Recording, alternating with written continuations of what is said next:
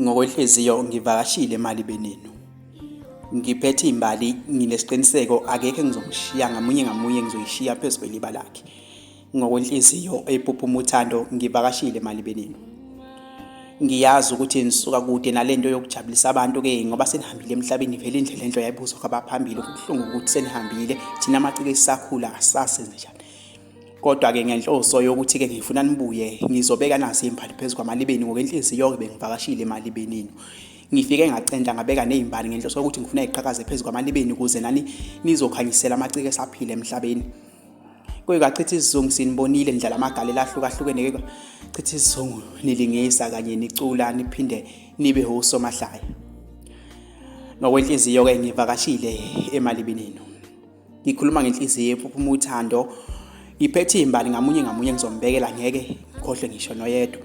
Ngizoshiya futhi ngicentile kukhanya nani-ke ngicela ukuthi nikhanyisele amaciko asaphile lapha emhlabeni. Ngikhuluma ngamaciko asezingeni eliphezulu nasezingeni esaphuphuma. Ngicela-ke niwaseke. Ngokwenhliziyo ngivakashile eMalibenenu. Ngiphethe imbali ngamunye ngamunye ngizombekela akekho engizomkhohlwa. Ngicela-ke ukuthi nisikhumbule-ke nathi amaciko esisaphila lapha emhlabeni ekhaya emazulwini nize liyithole indawo-ke nani.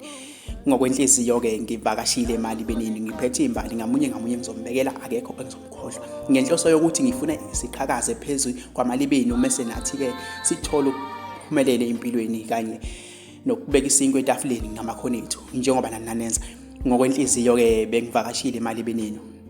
Ngiyazi ukuthi abaningi bazodideka hayi cha.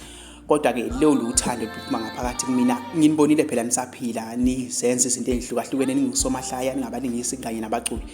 Benilapha inhliziyo zabantu emphefumulo yabantu nibuyisa nethemba ebantwini sebelilahlile. Ngokwenhliziyo-ke ngivakashile eMalibenenu. Bengiphethe imbali ngamunye ngamunye-ke nginesiqiniseko ukuthi uzoyithola akekho uzoshiyeka. Ngifuna ukuthi-ke le mbali iqhakaze phezu kweliba lakho ngamunye ngamunye. Nawe-ke ngifuna ukuthi udlale indima kwabasaphila uzibakhanyisele.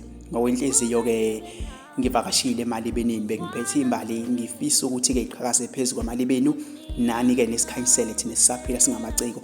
Kwakachitha isizungu kuginqiginqa abantu bahamba mihla namalanga. Ngicela-ke ninqande ukufake njengamanje. Ningakhanyiseli kuphela ukuthi siphumelele kodwa nempumelelo ngathi iyona lethu ukufa. Ngicela-ke ninqande nakho ukufake siqhubeke siphile nathi sibe neminyaka eminingi lapha-ke kwachitha isizungu. Base sihamba sibancane thina generation namhlanje kwachitha isizungu asazi yini ukufa kusikhungatha kangaka.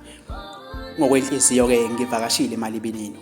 Bengiphethe imbali-ke ngizoyibeka ngamunye ngamunye. Bengifisa ukuthi-ke iqhakaze phezu kweliba lakhe nani-ke nize nisikhanyisele thina amaciko esisaphila lapha emhlabeni. Ngokuba sibonile ukuthi nikwenzile umsebenzi omuhle lapha nisaphila-ke nathi sisafisa ukuthi sishiye induku enhle kulo mhlaba.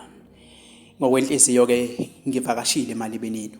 Bengiphethe imbali ngamunye ngamunye ngizoyibeka phezu kweliba lakhe ngenhloso ukuthi ngifuna iqhakazele negeneration namhlanje. Ngikhuluma ngabalingisi, ngikhuluma ngabaculi, ngikhuluma ngosomahlaya noma ngabe iluphi uhlobo. Kwakachitha isizungu lokujabulisa abantu ngendlela ehlukene. Ngithi-ke ngokwenhliziyo bengivakashile eMalibenenu. Bengiphethe imbali ngamunye ngamunye ngibekile kuyena. Ngicela-ke nisiqhakazise nathi-ke sisaphile emhlabeni size siphumelele. Imbongi-ke yaseNhlwathi.